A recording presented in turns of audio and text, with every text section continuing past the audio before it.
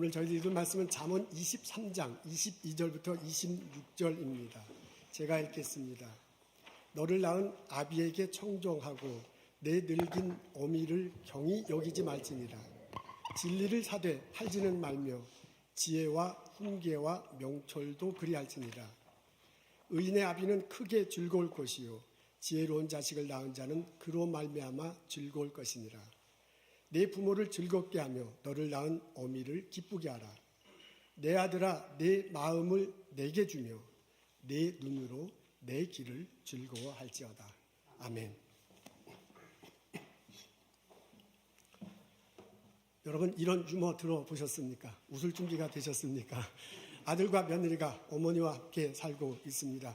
어느 날 어머님이 목이 말라서 부엌을 가는데 며느리와 아들이 이러쿵저러쿵 얘기하는 것을 듣게 됩니다. 며느리가 아들에게 물어봐요. 여보, 세상에서 가장 좋은 사람이 누구야? 그랬더니 아들이 대답합니다. 당연히 당신이지. 당신은 영원한 나의 1번. 그러면 우리 아들은 두 번째겠구나. 딸이 세 번째겠네? 라고 이렇게 순서를 매깁니다. 장모님이 네 번째예요. 그리고 같이 사는 강아지가 5번째입니다. 그러면서 아들이 마지못해 하는 소리가 어머니가 6번째가 됐습니다. 이게 너무 기가 막혀요. 그래서 냉수를 벌컥벌컥 그 마시고 그날 밤에 잠을 잘 수가 없었습니다. 다음날 새벽 메모지를 써고 냉장고에 딱 붙여놨다는 거 아니에요. 아들과 1번 보아라. 시방부터 6번은 나가 살겠다. 너희들끼리 행복하게 잘 살아라. 오늘은 부모님 주일입니다. 나를 낳으시고 기르신 부모님을 생각하고 감사하는 날입니다. 이런 날에는 겉으로는 감사하고 사랑한다라는 표현하고 그렇게 말을 하지만 마음속 한구석에는 또 다른 감정도 솟아나오게 마련입니다.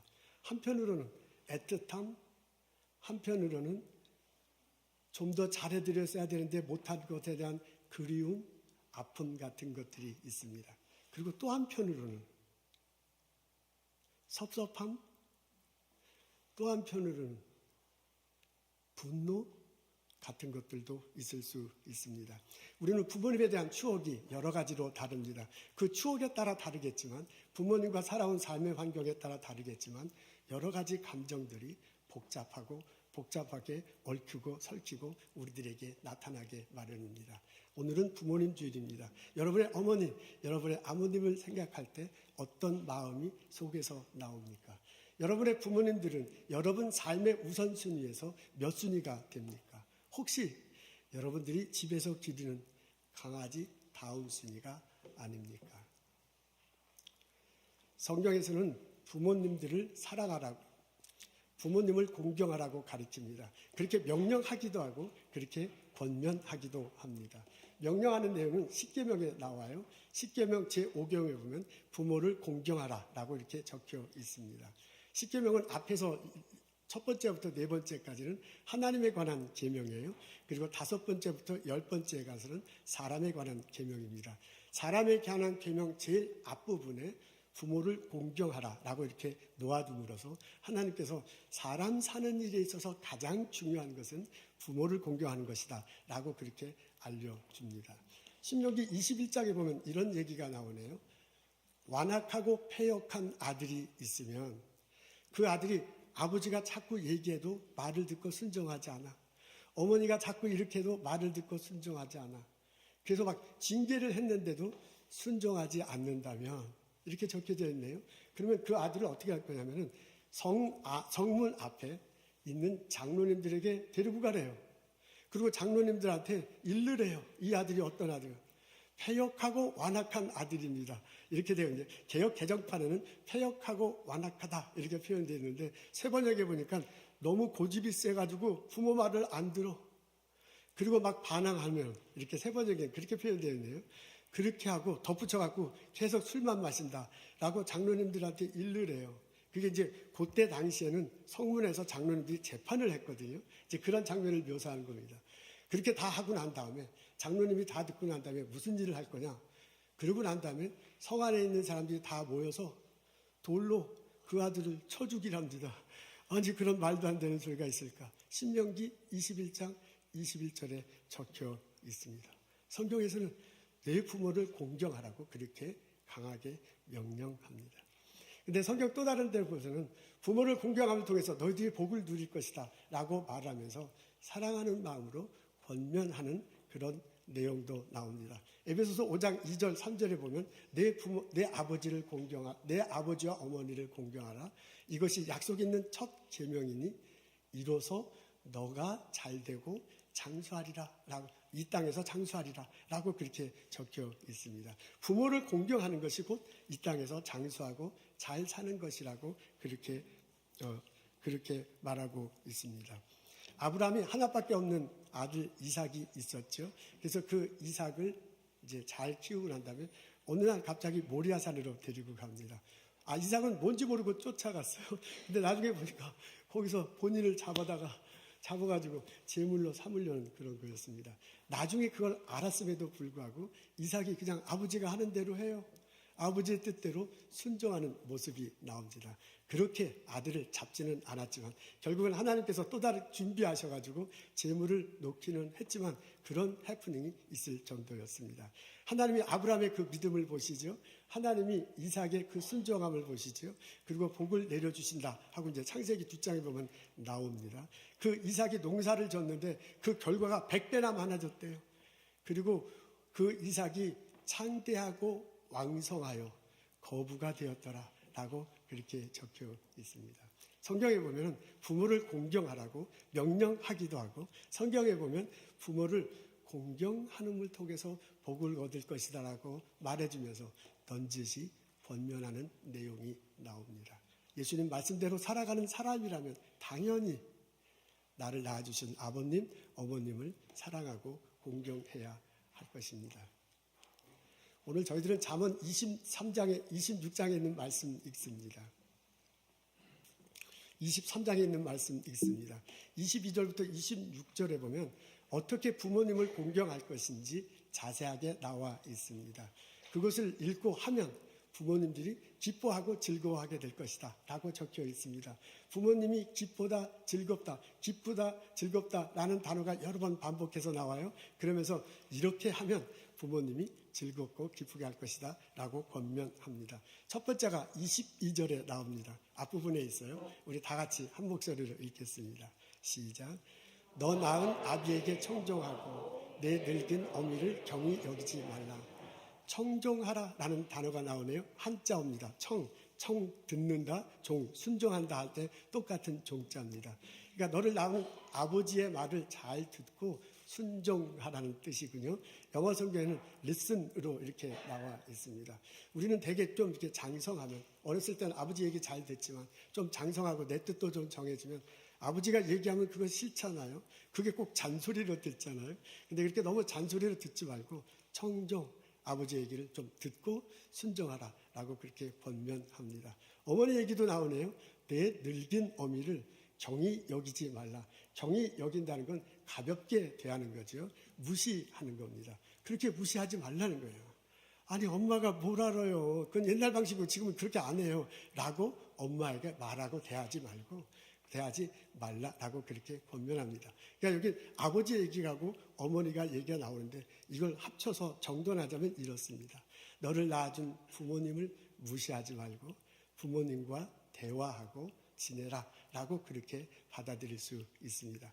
잠언 기자가 우리들에게 권면한 첫 번째 부모님을 행복하고 즐겁고 기쁘게 해드릴 수 있는 건 뭐냐면 부모님과 대화하고 부모님 말에 순종하는 것입니다. 설문조사에 의하면 부모들이 자녀에게 가장 하고 싶은 것이 대화하는 것이라고 합니다. 내가 어떻게 살고 있고 지금 마음이 어떤 것인가를 자녀들에게 말해요. 그리고 자녀들이 지금 어떻게 살고 있고 어떤 마음인지를 듣고 싶은 것, 그게 가장 부모님들이 하고 싶은 것이라고 합니다. 근데 자녀들의 생각은 또 다르네요. 자녀들은 내가 돈을 많이 벌어서 그걸 부모님에게 잘해드리면 그러면 효가 될 것이다 라고 그렇게 한국 사람들은 그런 생각을 많이 갖는가 봅니다. 하여간 설문조사가 그렇다고 하네요. 그래서 내가 돈을 많이 벌어가지고요 부모님에게 용돈을 많이 드리는 거야. 그리고 집도 사줘가지고 그래서 좀 남들에게 기죽지 않고 살았으면 좋겠어요. 해외여행도 갔으면 좋겠어요. 나는 이런 생각을 많이 한다고 합니다. 그래서 이제 돈을 벌어야 될 거예요. 그래야 이제 효를 할 거니까. 그러니까 이 일하고 저 일 합니다. 그리고 그 일을 막 열심히 하느라고 막 시간이 없습니다. 영혼, 이게 또 이렇게 돈을 벌려고 열심히 일을 한다고 해서 돈을 벌려지는 게 아니잖아요. 이게 막 더 애타게 해야 되는데, 그걸 요새 한국 사람들은 영혼을 갈아 넣는다, 그렇게 말을 하다고요. 영혼을 갈아 넣어서 막 돈 벌려고 막 애를 써. 그래서 돈을 벌어야 이제 부모님한테 효도를 할 수 있는 건데, 그렇게 해서 이제 잘 되면 좋지만, 또 그게 어떻게 쉽게 잘 들이지는, 이렇게 벌 수 있는 건 아니잖아요. 막 벌고 싶다고 버는 게 아니잖아요. 그러니까 그냥 자녀들은 굉장히 애를 쓰는 거야. 이 일하고 저 일하고 시간 들이고. 이게 너무 바빠가지고 부모님 만날 시간이 없어. 그리고 막 너무 바쁘게 일을 하다 보니, 영혼을 갈아놓고 일을 하다 보니 어쩌다 부모님을 만나도 막 저 일 생각하느라고 대화할 시간이 별로 없는 거야. 그러다 보면 그게 점점점 깊어지다 보면 나중에 부모님을 찾아가는 횟수도 줄어들게 됩니다. 그러니까 원래 자녀들의 뜻은 부모에게 효도하고 싶어서 그렇게 돈을 많이 벌고 싶은가 본데, 한국 사람들이 이제 그런가 본데, 결과적으로는 오히려 부모님들과 좀 더 멀어지는 그런 계기가 된다고 합니다. 부모님들은 자녀들과 대화하고 싶습니다. 어떻게 살아가는지, 당신의 마음이 어떠신지 서로 말을 나누며 살아가고 싶습니다. 부모님이 살아계셔서 나하고 대화를 나눌 수 있는 것, 그것도 참 축복입니다. 어떤 분들은 듣고 싶어도, 그 엄마 아버지 보고 싶어도, 대화를 나누고 싶어도 이제 못하는 사람들도 있지요. 근데 지금 살아계시니 얼마나 그게 큰 축복이에요. 그러니까 그 부모님이 말하는 소리를 지금 저 성경에 보면 청종하라 그랬거든요. 무시하지 말고 들으라 그랬으니까 무시하지 않고 들으면 얼마나 좋겠습니까? 부모님 말하는 게 말이 안 돼. 앞뒤가 안 맞아. 그렇더라도 끄덕이는 거지요. 부모님 말씀하시는 게 생산성이 없어. 요즘 컴퓨터 시대 요새 그렇게 안 해요. 하더라도 와, 처음 듣는 것이냐, 그렇게 태도를 보이면 얼마나 좋겠는가 하는 그런 가르침입니다. 부모님들이 그냥 푸념할 수 있죠. 그리고 맨날 아프다고 할 수 있죠. 그렇더라도 좀 들어주면 어떻겠는가. 그리고 이게 좀 힘든 게 반복해서 말하는 거죠. 했다가 또 하고 그 얘기했다 또 하고, 이제 그게 굉장히 힘든데, 그러더라도 들어주면 얼마나 좋겠는가 하는 그런 가르침입니다. 효의 출발은 듣는 것입니다. 한영선 씨라는 분이 있네요. 그분이 이런 시를 썼습니다. 늙은이는 서럽다네. 서럽다. 예, 서럽다. 제목이 늙은이는 서럽다네. 늙으면 설다네. 눈 어두워 그렇지. 돋보기 안경 쓰고 확대경 손에 드나 그래도 안 보여. 두 번, 세 번 살핀다네. 늙으면 설다네. 귀먹어 그렇지. 남의 소리 반타작. 묻기 못해 지나고 재빠른 전화 소리는 정말 듣기 힘들다네. 늙으면 설다네. 무시당해 그렇지. 수에도 치지 않는 젊은이의 풍조로다. 이게 뭐냐면 젊은이들이 한 사람 두 사람 하는데 늙은이는 취급도 안 한다. 숫자에 세지도 않는다. 그런 표현이래요. 수에도 치지 않는 젊은이의 풍조로다. 무언가 저들끼리만 쑥덕쑥덕 하느나. 늙으면 설다네. 짝 이르니 그렇지. 백년해로 약속 어겨 어느 한쪽 먼저 가니 남은 쪽 외로움이라 일러 무엇하리요. 늙으면 설다네. 병들어 그렇지. 내 몸은 내 몸이나 내 맘대로 못하니 옆에서 돌보지 않으면 꼼짝 못하 답답하지. 부모님과 대화를 하고 그 말을 잘 이렇게 청정하는 것, 그것이 부모님을 기쁘게 하고 즐겁게 하는 것입니다. 두 번째, 진리 안에 살라라고 그렇게 잠언서에서 알려줍니다. 23절에 우리 다 같이 읽겠습니다. 시작. 진리를 사고 팔지 말고 지혜와 훈계와 명철도 그리하자. 사고 판다라는 그런 단어가 나오네요. 우리가 사고 파는 행위 속에는 이런 의미가 있습니다. 우리가 무엇을 살 때는 그것이 값어치가 있기 때문에 삽니다. 그리고 그것이 나에게 필요하기 때문에 삽니다. 그리고 우리가 그것을 살 때 돈을 지불하죠. 그 돈을 어떻게 한 거냐면 피땀 흘려서 일해서 내가 버는 거예요. 그러니까 하는 거예요. 그러니까 어떤 물건을 살 때는 이런 행동과 의미가 담겨 있습니다. 그런 식으로 진리를 대하라는 거예요. 그러니까 무슨 그걸 풀어서 말하자면 진리를 산다는 얘기는 진리가 어떤 진리가 가치 있는 것인가 그것을 먼저 이제 분별하는 거지요. 그리고 그 진리가 정말 나의 삶에 필요하고 내 삶을 풍요롭게 한다는 것을 알고 적용시키는 거지요. 그리고 그 진리를 내 삶에 적용시키기 위해서 막 돈을 버는 것처럼 그렇게 애쓰고 수고하는 것으로 그렇게 해석할 수 있습니다. 진리를 찾고 나의 삶을 풍요롭게 하는 진리를 찾고 그 진리를 내 삶에 적용하려고 무진장 애를 쓰며 살아라 라는 그런 가르침입니다. 근데 그 진리를 팔지는 말라 그랬네요. 남들에게 돈 주고 받고 하지 말고 남들에게 나눠주는 거죠. 남들에게 무료로 주는 거죠. 그런 삶을 살으라고 권면하고 있습니다. 진리 가운데 가장 큰 진리는 예수 그리스도입니다. 내가 길이요 진리요 생명이라고 하셨습니다. 예수님 십자가 달려 피 흘리심으로써 내 죄가 용서되었습니다. 예수님 부활하심을 통해서 내가 의롭게 됐습니다. 예수님 천국에 가심으로써 내가 천국에서 영원히 살게 될 것이라는 소망을 가지고 이 땅에 살 수 있게 됐습니다. 이것을 알고 이것을 믿고 이것을 실천하며 사는 것, 그게 바로 진리 안에서 사는 것입니다. 여러분, 이 진리가 핵심으로 성경에 자리 잡고 있고 또 다른 가르침들이 성경 안에 듬뿍이 담겨 있습니다. 다른 지혜와 명철들이 이 핵심 진리를 둘러져 있습니다. 그래서 구약학자가 말하기를 여호와의 율법을 즐거워하고 그 율법을 묵상하는 자는 복이 있도다 그래요. 성경 말씀을 자꾸 읽고 묵상하는 자는 복이 있대요. 시냇가에 나무가 심기어져 가지고 그 물기를 받아서 시절을 따라 열매를 맺고 잎사귀가 풍성한 그런 것처럼 삶의 풍성함이 늘릴 거예요. 모든 행사가 잘 되리라고 시편 기자가 말하고 있습니다. 내가 진리 안에 살 때, 내가 예수 그리스도 안에 살 때, 그 진리를 귀중하게 여기며 살아갈 때 내 삶 속엔 풍요로움이 있습니다. 부모님이 그것을 보면 마음속에 기쁨을 가지고 즐거움을 가지고서 볼 수 있을 것입니다. 내가 건강하게 사는 것 때문에 나의 부모님은 즐거워하고 기뻐합니다. 또한 내가 내 자녀와 내 가정에서 나의 일터에서 건실하게 살아갈 때, 그래서 나의 삶에서 벌어지는 풍요로움을 누리며 살아갈 때 부모님이 그것을 보고 즐거워하고 기뻐합니다. 그것뿐만 아니라 내가 진리 안에 사는 거죠. 예수 그리스도 안에 사는 것이죠. 그래서 예수 그리스도 안에서 건전하게 사는 것이죠. 그로 인해서 내 삶이, 내 영혼이 풍요로워질 때, 그 풍요롭게 영혼이 풍요로움을 두고 살아가는 것을 볼 때 나의 아버지는, 나의 어머니는 즐거워하고 기뻐할 것입니다. 여러분, 내 부모님을 즐거워하고 기쁘게 해드릴 수 있는 방법 중에 하나는 내가 예수 그리스도의 진리 안에서 풍족함을 누리며 내 영혼의 풍요로움을 누리며 살아가는 것입니다. 셋째, 잠언 기자는 우리들에게 내 부모를 존경하라 이렇게 알려주고 있습니다. 첫 번째, 부모님과 대화를 나누고 순종하라. 두 번째, 예수 그리스도 진리 안에서 살아가라.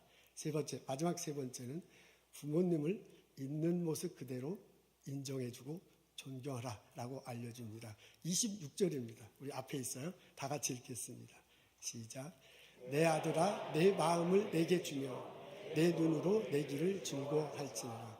내 마음을 내게 달라 그러네요. 우리 마음속에는 생각이 있죠. 그러니까 너가 자꾸 나를 생각해 줬으면 좋겠어. 마음을 나에게 줬으면 좋겠어. 나를 인정해 주고 존경해 줬으면 좋겠다. 그런 뜻이네요.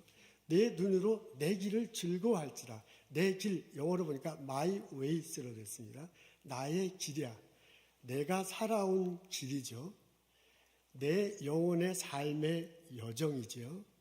그 긴 세월 산전수전 다 겪잖아요. 공중전, 우주전. 요새 우리 바이러스 전까지 겪었어요. 수많은 세월 지내온 삶의 지금의 내 모습, 아버지, 어머니에서 내 모습, 내 삶의 결과, 이거를 눈으로 그것을 보고 즐거워해달래요. 그 말은 뭐냐면 내가 지금 이 모습, 내 삶의 일 결과, 나의 성품 이것을 인정해주고 존중해주고 그것을 보고 좀 즐거워해주면 좋겠다라는 그런 내용입니다. 여러분, 자녀들이 부모님에게 보일 수 있는 태도는 세 가지인 것 같아요. 존경하는 거죠. 존경하는 거야. 또 하나는 인정하는 거죠. 좋게 얘기해서 인정하는 건데 그냥 막말로 얘기하면 우리 부모님은 그래 뭐 할 수 없지 뭐 어떻게 그래도 내 아버지인데 내 어머니인데 이제 그런 태도로 취하는 거죠. 그걸 이제 좋게 그렇게 말하면 좀 섭섭하니까 인정한다 그렇게 얘기하네요. 또 하나는 뭐냐면 부모님을 창피하게 여기는 겁니다. 부모님을 존중한다, 부모님을 인정한다, 부모님을 창피하게 여기는 거죠. 근데 이게 자녀들이 잘날수록 부모님들이 그걸 많이 걱정한답니다. 내 아들이, 내 딸이 혹시 나를 창피하게 여기면 어떡할까? 내 아들 잘났어요. 그래서 다른 사람들도 다 존경받는 그 아들 때문에 내가 혹시 누가 될까? 조바심 내면서 부모님은 살아간대요. 내 딸이 아주 좋은 집에 시집을 갔어. 근데 그 딸이 혹시 나를 부끄러워하지 않을까?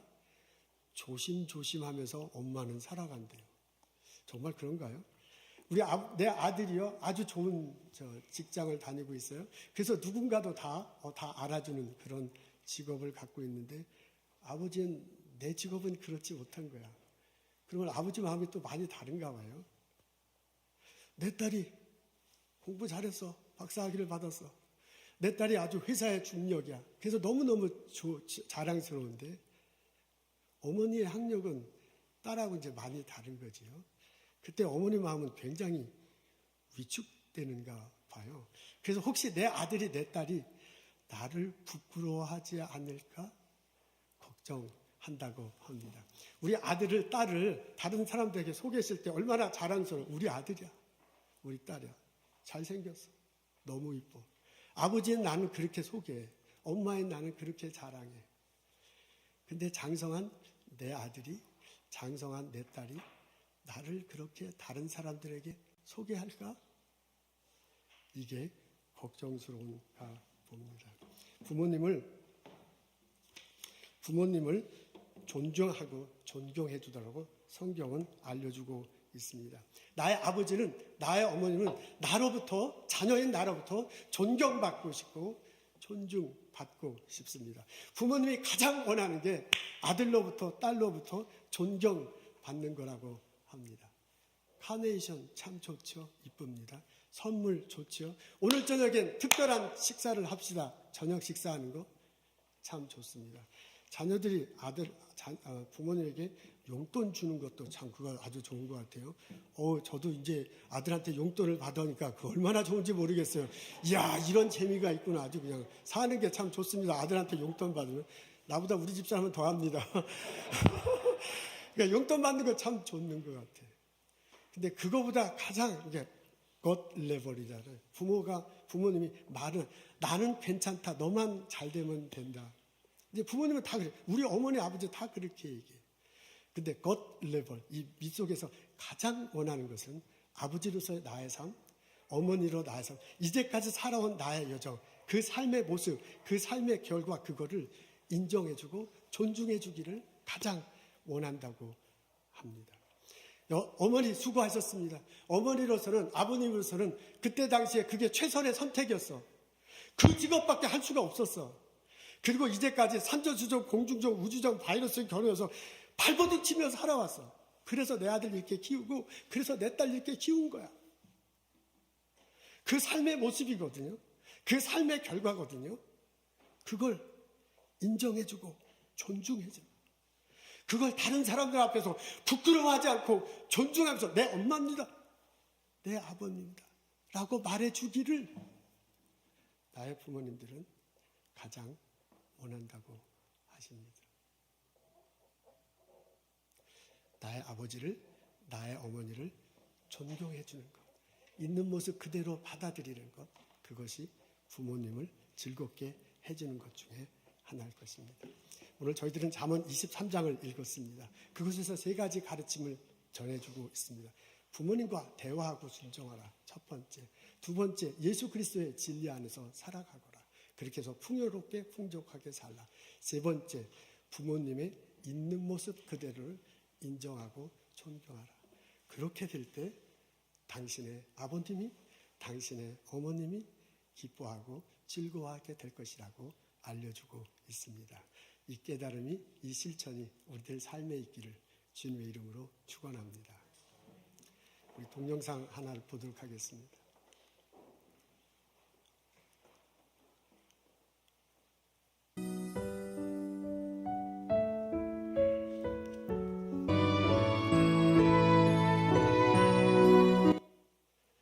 십계명 중에 다른 계명은 오늘 잘못해서 내일 회개하고 모레부터 지키면 됩니다.